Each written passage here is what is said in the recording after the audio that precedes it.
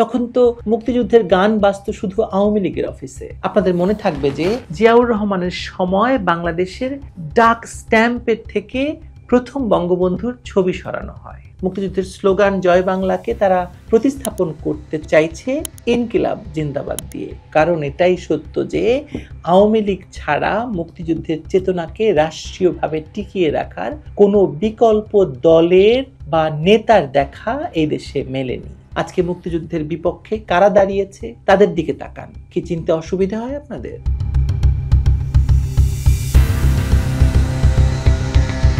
মুক্তিযুদ্ধের নামে আওয়ামী লীগের ব্যবসার অভিযোগ শুনতে শুনতে আমরা আসলে ক্লান্ত। কিন্তু আজ যখন রাজশাহীতে মুক্তিযোদ্ধার ভাস্কর্য ভাঙাড়ির দোকানে বিক্রি হয়, যখন জয় বাংলা স্লোগানকে হুমকি হিসাবে ব্যবহার করা হয়, তখন মুক্তিযোদ্ধাদের ভাস্কর্য যখন পদদলিত হয়, তখন প্রশ্ন জাগে মুক্তিযুদ্ধকে রক্ষা করার দায়িত্ব শুধু আওয়ামী লীগেরই কেন? যারা বলেন মুক্তিযুদ্ধের ইতিহাসে বা ইতিহাস আওয়ামী লীগ একচেটিয়া করে ফেলেছে, তাদের নিজস্ব করে ফেলেছে, তাদের জিজ্ঞাসা করি 1975 থেকে 1996 বা 2001 থেকে 2008 সালে আপনাদের নিরপেক্ষ ন্যারেটিভ আসলে কোথায় ছিল? তখন তো মুক্তিযুদ্ধের গান বাজতো শুধু আওয়ামী লীগের অফিসে। 26শে মার্চ 16 ডিসেম্বরের অনুষ্ঠানে সরকারি তহবিল শূন্য ছিল, এমনকি তাজউদ্দিন আহমেদের নামও উচ্চারণ ছিল নিষিদ্ধ। তাহলে স্মরণ করুন একবার 1975 থেকে 1996 সাল পর্যন্ত আসলে মুক্তিযুদ্ধ, মুক্তিযোদ্ধা, স্বাধীনতা, বঙ্গবন্ধু এসব শব্দ সমূহ মর্যাদা আসলে কতটুকু ছিল, কোথায় ছিল? এই ভিডিওর বয়স্ক দর্শকের কাছে আমি এই প্রশ্নগুলো রাখছি। আপনাদের মনে থাকবে যে জিয়াউর রহমানের সময় বাংলাদেশের ডাক স্ট্যাম্পের থেকে প্রথম বঙ্গবন্ধুর ছবি সরানো হয়। আর 1980-র দশকে পাঠ্যপুস্তকে মুক্তিযুদ্ধের ইতিহাস শুধু বিকৃতই নয়, পাকিস্তান শব্দটিকে সরিয়ে সেখানে কেবল হানাদার বাহিনী শব্দটি যুক্ত করা হয়। 1971 হয়ে যায় গন্ডগোলের বছর, সংগ্রামের বছর।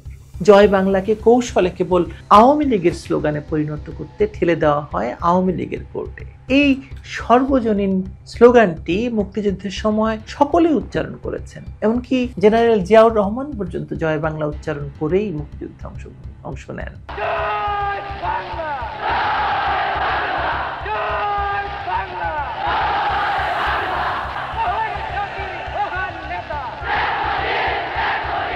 পরবর্তীতে তিনি পত্রিকায় কলাম লিখেন এবং সেখানে জয় বাংলা উচ্চারণ করেন।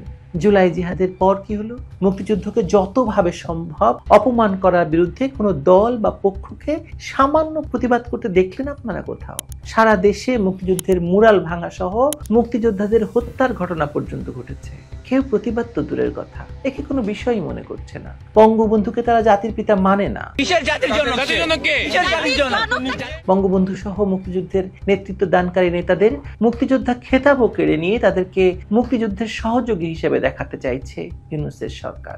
একমাত্র আওয়ামী লীগ আমলেই তাহলে মুক্তিযুদ্ধকে সবার ওপরে স্থান দিয়ে দেশের স্বাধীনতাকে জাতীয় ইতিহাস হিসেবে প্রতিষ্ঠিত করার চেষ্টা লক্ষ্য করা যায়, তাই না? তাই তো, আপনারাই বলুন।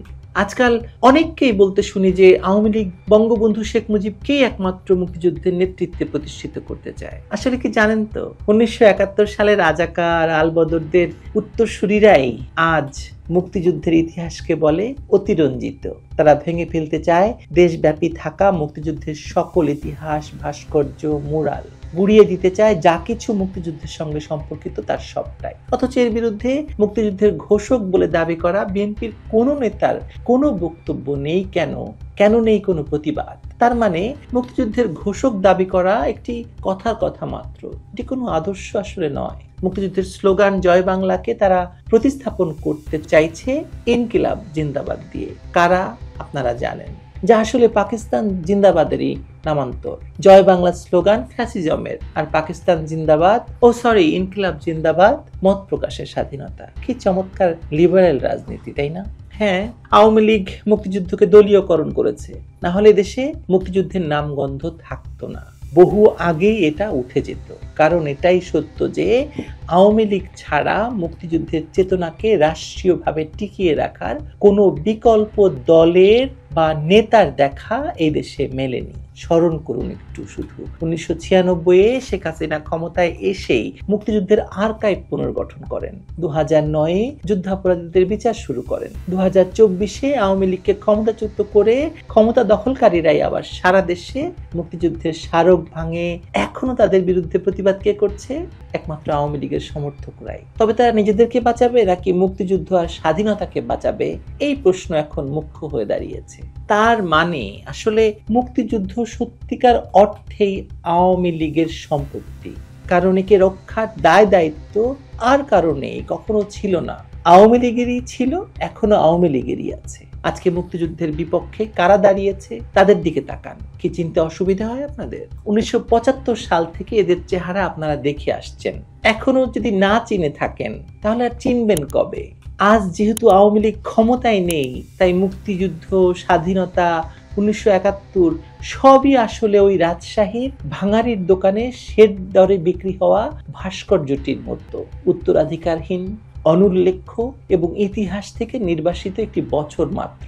এরপরও যদি না মানেন যে আওয়ামী লীগ ছাড়া মুক্তিযুদ্ধকে ধারণ করার কেউ নেই, তাহলে আপনার বিবেকের অন্ধত্ব ঘোচানোর কোনো ঔষধ আসলে নেই। ভালো থাকবেন।